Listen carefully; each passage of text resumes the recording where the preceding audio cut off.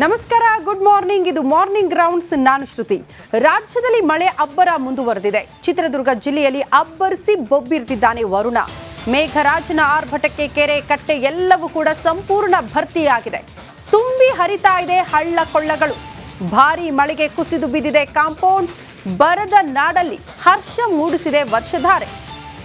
ಚಳ್ಳಕೆರೆಯ ಬೇಡರಡ್ಡಿಹಳ್ಳಿ, ಮಲ್ಲಸಮುದ್ರ, ತಳಕು, ಕೋಡಿಹಳ್ಳಿ ಹಳ್ಳಗಳೆಲ್ಲ ಸಂಪೂರ್ಣ ಭರ್ತಿಯಾಗಿದೆ ಅಂತೆ ಧಾರಾಕಾರ ಸುರಿದಿರುವ ಮಳೆಯಿಂದಾಗಿ. ಇನ್ನು ಹೆದ್ದಾರಿಯ ಪಕ್ಕದಲ್ಲಿದ್ದಂತಹ ಮನೆಯ ಕಾಂಪೌಂಡ್ ಗೋಡೆ ಕೂಡ ಕುಸಿತವಾಗಿದೆ.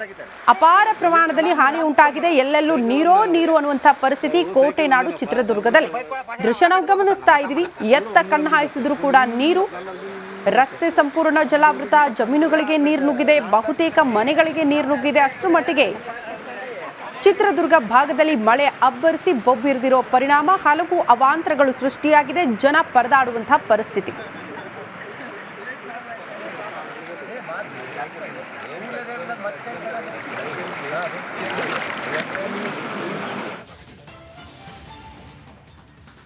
ರಾಜ್ಯದ ಹಲವೆಡೆ ವರುಣನ ಆರ್ಭಟ ಮುಂದುವರೆದಿದೆ. ಸಾಲು ಸಾಲು ಅವಾಂತರಗಳಿಗೆ ಜನಜೀವನವೇ ಅಸ್ತವ್ಯಸ್ತಗೊಂಡಿದೆ. ಅನ್ನದಾತರಿಗೆ ಕೈಗೆ ಬಂದ ತುತ್ತು ಬಾಯಿಗೆ ಬರದಂತಾಗಿದೆ. ಈ ಕುರಿತ ಒಂದು ರಿಪೋರ್ಟ್ ಇಲ್ಲಿದೆ ನೋಡಿ.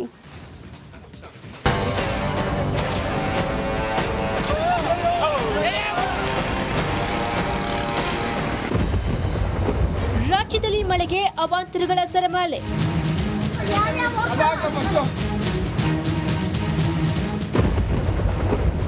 ಕೋಡಿ ಬಿದ್ದ ಕೆರೆಗಳು, ಜಮೀನಿಗೆ ನುಗ್ಗಿದ ನೀರು.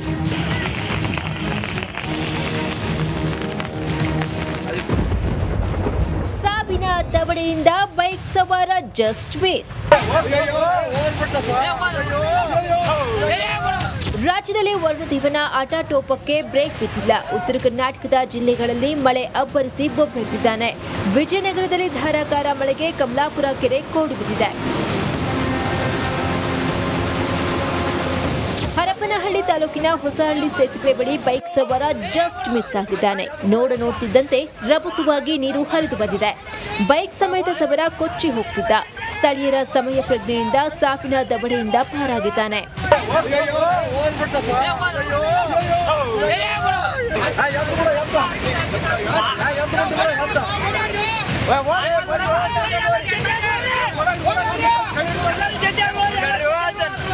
ಬಳ್ಳಾರಿ ಜಿಲ್ಲೆಯಲ್ಲೂ ವರುಣ ಅಬ್ಬರಿಸಿ ಬೊಬ್ಬಿರಿದಿದ್ದಾನೆ. ಕಂಪ್ಲಿ ತಾಲೂಕಿನ ವಿವಿಧ ಗ್ರಾಮಗಳಲ್ಲಿ ಮಳೆ ಅಬ್ಬರಿಸಿದೆ.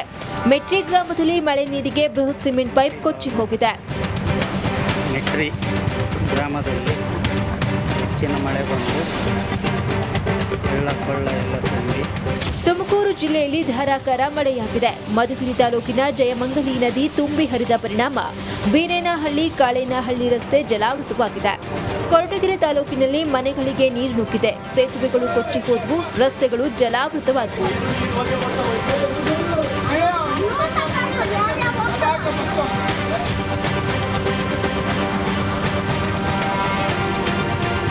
ರಾಯಚೂರು ಜಿಲ್ಲೆಯಲ್ಲಿ ಮಳೆ ಅಬ್ಬರಿಸಿದೆ. ಗಿಲ್ಲೆಸೂಗೂರು ಗ್ರಾಮದ ಮನೆಗಳಿಗೆ ನೀರು ನುಗ್ಗಿದೆ.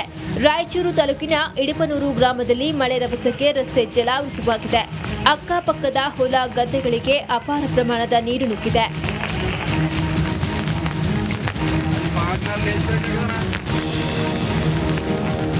ಮಂಡ್ಯದಲ್ಲೂ ವರುಣನ ಕೋಪತಾಪಕ್ಕೆ ಕೆರೆ ಕೋಡಿ ಹೊಡೆದು ಜಮೀನುಗಳಿಗೆ ನೀರು ನುಗ್ಗಿದೆ. ಕೆಆರ್ಪೇಟೆ ತಾಲೂಕಿನ ಗ್ರಾಮದಲ್ಲಿ ಮಳೆಗೆ ಲಕ್ಷಾಂತರ ರೂಪಾಯಿ ಮೌಲ್ಯದ ತೆಂಗು, ಅಡಿಕೆ, ಬಾಳೆ, ಜೋಳ ಬೆಳೆ ನಾಶ ಆಗಿದೆ.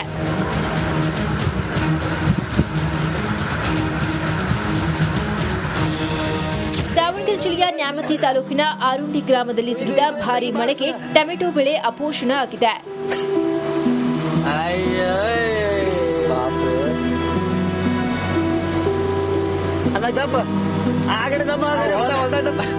Bureau report, republic Kannada.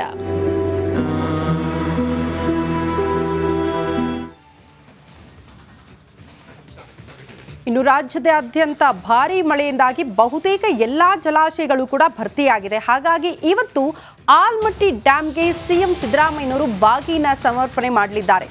ಆಲ್ಮಟ್ಟಿಯ ಕೃಷ್ಣೆಯ ಜಲಧಿಗೆ Ganga ಪೂಜೆಯನ್ನ ಸಲ್ಲಿಸಲಿದ್ದಾರೆ.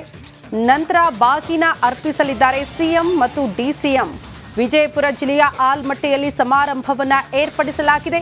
ಇಂದು ಮಧ್ಯಾಹ್ನ 1 ಗಂಟೆಗೆ ಸಿಎಂ ಮತ್ತು ಡಿಸಿಎಂ ಬಾಗಿನ ಅರ್ಪಿಸಲಿದ್ದಾರೆ ಆಲ್ಮಟ್ಟಿ ಡ್ಯಾಂಗೆ. ಆಲ್ಮಟ್ಟಿ ಡ್ಯಾಮ್ ಕೂಡ ಸಂಪೂರ್ಣವಾಗಿ ಭರ್ತಿಯಾಗಿದೆ. ಆಲ್ಮಟ್ಟಿ ಡ್ಯಾಮ್ ಅಂದ್ರೆ ನಮಗೆ ಒಂದು ರೀತಿ ಪ್ರವಾಸಿ ತಾಣ. ಅದು ಸಾಕಷ್ಟು ಜನ ಬರ್ತಾ ಇರ್ತಾರೆ.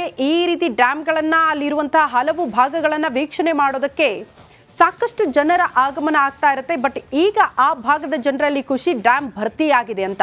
ಅದನ್ನ ನೋಡೋದಕ್ಕೆ ಬಹಳ ಸಂಭ್ರಮ ಇರುತ್ತೆ. ಅದರ ಜೊತೆಗೆ ಇವತ್ತು ಡಬಲ್ ಸಂಭ್ರಮ, ಕಾರಣ ಸಿಎಂ ಕೂಡ ಬಾಗಿನ ಅರ್ಪಿಸಲಿದ್ದಾರೆ.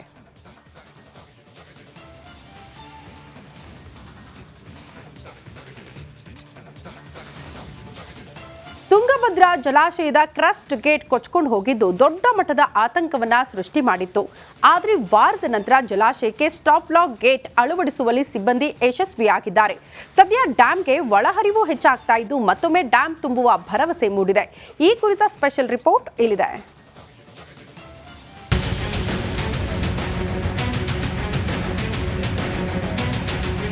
ತುಂಗಭದ್ರಾ ಜಲಾಶಯದ ಕ್ರಸ್ಟ್ ಗೇಟ್ ನಂಬರ್ 19 ಕಿತ್ತು ಹೋದ ನಂತರ ಆತಂಕದಲ್ಲಿದ್ದ ಜಲಾಶಯ ಮತ್ತೆ ಏನಂತಾರೆ ಈಗ ಒಂದು ಜೀವಕಳೆ ಬಂದಿದೆ ಅಂತ ಹೇಳ್ಬೋದು.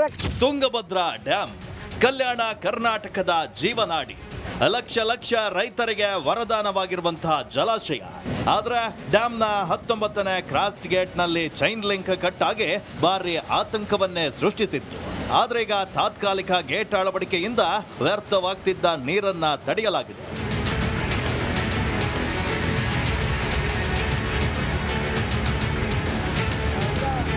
ಕೊಪ್ಪಳ ತಾಲೂಕಿನ ಮುನಿರಾಬಾದ್ನಲ್ಲಿರುವಂತಹ ತುಂಗಭದ್ರಾ ಜಲಾಶಯದ 19ನೇ ಕ್ರಾಸ್ ಗೇಟ್ ಇದೇ ಆಗಸ್ಟ್ 10ರಂದು ಕೊಚ್ಕೊಂಡು ಹೋಗಿತ್ತು. ಇದರ ಪರಿಣಾಮ ಬರೋಬ್ಬರಿ 35,000 ಕ್ಯೂಸೆಕ್ ನೀರು ಹೊರಹೋಗಿತ್ತು. ಇನ್ನು ನಿರಂತರವಾಗಿ 1 ವಾರ ಶ್ರಮ ವಹಿಸಿದ್ದ ಸಿಬ್ಬಂದಿ ಆಗಸ್ಟ್ 17ರಂದು ಸ್ಟಾಪ್ ಲಾಗ್ ಗೇಟ್ನ 5 ಎಲಿಮೆಂಟ್ಗಳನ್ನ ಅಳವಡಿಸಿ ಹರಿಯುವ ನೀರನ್ನ ತಡೆಯುವಲ್ಲೇ ಸಕ್ಸಸ್ ಆಗಿದ್ದಾರೆ.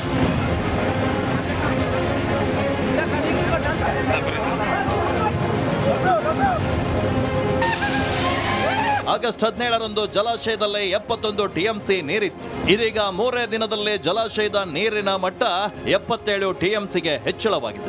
3 ದಿನದಲ್ಲಿ 6 ಟಿಎಂಸಿಯಷ್ಟು ನೀರು ಡ್ಯಾಂನಲ್ಲಿ ಸಂಗ್ರಹವಾಗಿದೆ.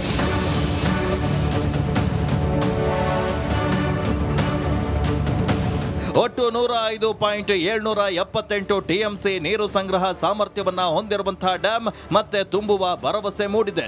ಪ್ರತಿನಿತ್ಯ ಜಲಾಶಯಕ್ಕೆ 35,000 ಕ್ಯೂಸೆಕ್ ನೀರಿನ ಒಳಹರಿವು ಇದೆ. ಮಲೆನಾಡಿನಲ್ಲಿ ಉತ್ತಮ ಮಳೆಯಾಗ್ತಾ ಇದ್ದು ಜಲಾಶಯಕ್ಕೆ ಅಪಾರ ಪ್ರಮಾಣದ ನೀರು ಬರುವ ಸಾಧ್ಯತೆ ಇದೆ. ಹೀಗಾಗಿ ಕೆಲವೇ ದಿನಗಳಲ್ಲಿ ಡ್ಯಾಮ್ ತುಂಬುತ್ತೆ ಎನ್ನಲಾಗ್ತಾ ಇದೆ.